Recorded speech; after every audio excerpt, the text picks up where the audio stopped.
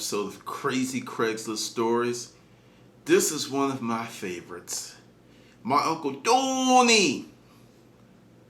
The way that my setup was set up, I often would see people, sometimes 2 and 3 and 4, longer, and before they would actually make a sale. This guy, we're going to call him Lazarus. Yeah, we're going to call him Lazarus. I met him because he was one of those guys that, he asked a lot of questions. He's like, what about this? He even said, does it come with a warranty? And it was a washer and dryer set that originally he was interested in. I'm like, yeah, actually it does. 90-day warranty, if it works, I'll replace or give you money back. And he was like, really? I need to call my Uncle Tony about this. And I kept hearing about Uncle Tony this, Uncle Tony that, Uncle Tony. I was like, I'm sick of hearing about Uncle Tony because I would hear about Uncle Tony and he wouldn't buy shit. Well, one day, he comes to the warehouse and he's with this guy who's dressed in all black. Black suit, black tie, starched white shirt, almost Men in Black look. Except he had on some glasses, but they looked like Versace. Real thick, big emblem on the side. His hair was all slicked back and it was kind of long, kind of like a ducktail. And he was a big dude too. I mean, like really wide. Like the type of people that you hate to be in front of you at the storage auction because you can't see around their ass because you just like, he made a great lineman if he ever played ball. So they come on in and everything, and it's in the fall, so it's pretty comfortable. But this guy's like sweating like a pig. And Lazarus comes over and it's like, hey, how you doing, Glenn? And I was like, hey, what's going on? Hey, this is my Uncle Tony. And I swear, the guy just looks at me and he's like, it's a nice operation you have here. It's a nice operation. Are you affiliated? No, I'm not affiliated with anyone. I have a partner, that's about it. It's just us. Oh, nice operation. Do you want to be affiliated? At this point, Lazarus was just like getting on my nerves. Now, Uncle Tony's getting on my nerves because all of a sudden it's an episode of Wise Guys because I get the inference that, they want to be mobsters. But see, the thing is, Lazarus has been coming and coming. It was clear, Lazarus, there was no way he was part of the family. There's no way, unless, there's a lot of whack jobs in the family. I'm not sure. I don't know, because I'm not affiliated. And they go on and we're just talking and everything. And they start talking in Italian. And I can't speak it, but I understand a little bit of it because I was in Vicenza, Italy for a little while. And, it's like, so they're talking about me. Okay. And then I stood up and I was like, both of you motherfuckers get out of my warehouse right the fuck now, or you will find out how affiliated I really am. And they just kind of looked at each other. And it's like, look at this guy. He's telling us to get out. And Uncle Tony, right, he was already sweating profusely. It just like started pouring out. And then Uncle Tony's like, so what you telling us? At that point, I reached into the drawer and I pulled out my Glock. I didn't point it at anyone because, see, holding a gun and pointing it at someone, there's a big difference. I just pulled out my gun, cocked it, and just sat there and looked at him. Then Uncle Tony was like, I think we've been given an invitation to leave. I suggest we accept. So Uncle Tony and Lazarus leave, right? And I'm like, this is just weird stuff. And whenever stuff like this happens, because I've had to pull my gun out maybe 3 or 4 times. Yeah, and I've never pointed, because see, there's a whole bunch of heavy things that can happen if you pull your gun out and you point it at someone. Now, having a gun on you, that's a whole different ballgame. But when you actually cock it and do this number, that's a whole nother set of laws. So just let them know I had something. And they left, And I'm thinking this will be the last. Like I said, Lazarus never bought shit to begin with, so I didn't care if he never brought his little ass back. We go on and on and on with our business, and months pass and months pass. And I get a phone call from Lazarus. And I'm just like, you've got to be kidding me.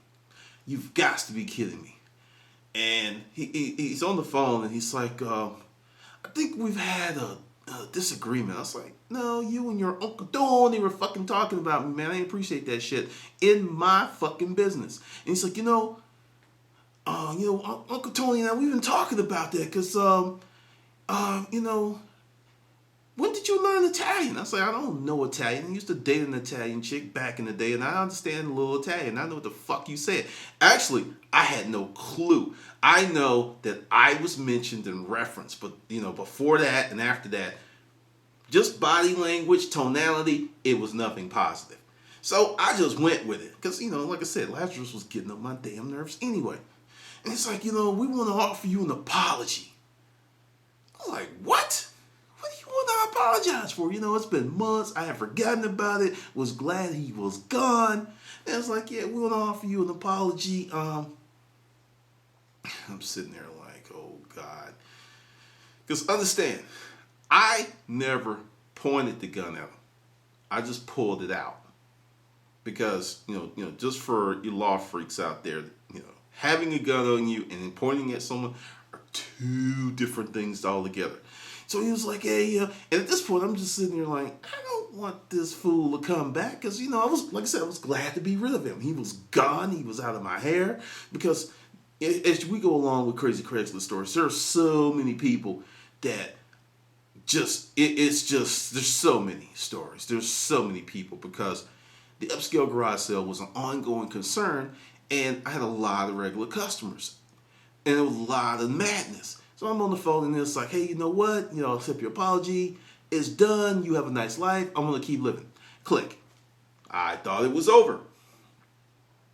Nope. Well, it's not over. So, about 6 weeks after that, here comes Lazarus and Uncle Tony. I was sitting there like, oh my God, what's going to happen now? And then, so they come in, and Uncle Tony, he's got on like some freaking Hawaiian shirt. Like I said, this, summer, it's been a long time. He's got shorts and stuff on, and still the same glasses, hair slicked back in the ducktail, and comes over and he sticks out, not a hand, a freaking paw. When I said this dude was huge, I mean his forearms were bigger than most people's legs. He was just a big chunk of a dude. And he extends this paw out to me, and he's like, hey, we were wrong, and we didn't know that you understood Italian. Then they start speaking Italian again. And at this point, I just nod and laugh because, I'm thinking they would not say anything stupid about me at this juncture. And once again, tonality, body language, it was all happiness and smiles.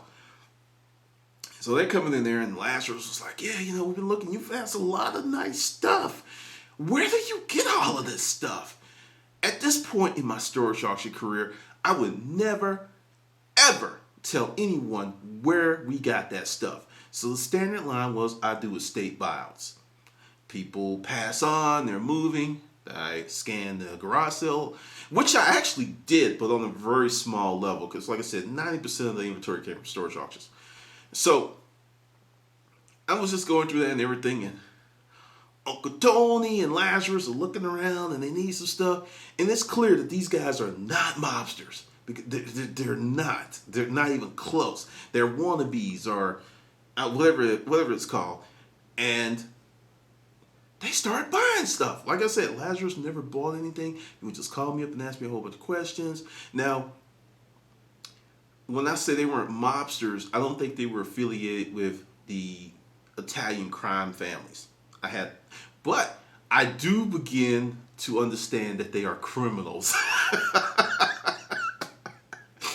I do begin to understand that. And they're buying stuff, and then Uncle Tony pulls out this wad of money, and he pays me, no haggling, everything. And then they're talking and said, perhaps we can do business one day. It's like, what type of business are you speaking of? He's like, well, we'll let you know. We'll let you know. It's like, okay. And Lazarus, I get a call from Lazarus like damn near every day. It's like, yeah, say we came in contact with some inventory. And I was like, well, he's like, what kind of inventory? He's like, inventory that you sell. You sell a lot of stuff. You sell computers, you sell furniture, you sell clothing. So, you seem to be the guy that can sell anything, right? I say, yeah, that's what we try to do because you never know what you're going to have in storage. And he's like, well, what if I just came in contact with, say, a 50-foot trailer full of computers?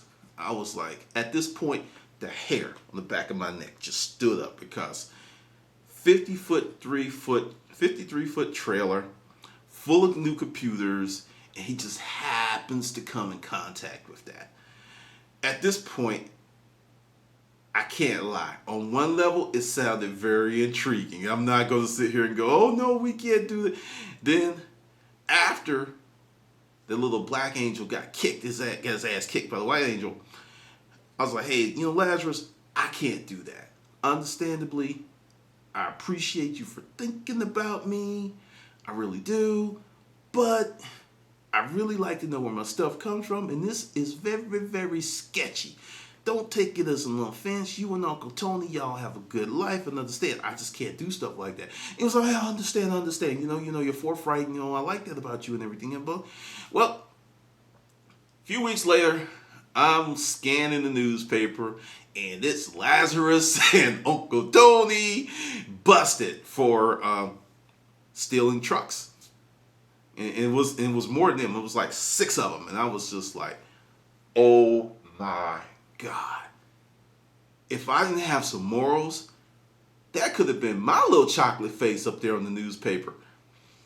You never know. You never know who you're dealing with. So, hey, if you're buying storage units and you develop an operation and people come in to sell you stuff, be really, really careful with that because you never know where it's coming from. And like I said, that 50-foot trailer, 53-foot trailer, that was probably 10 to 15. Anyway, this is Glendon with your crazy Craigslist stories.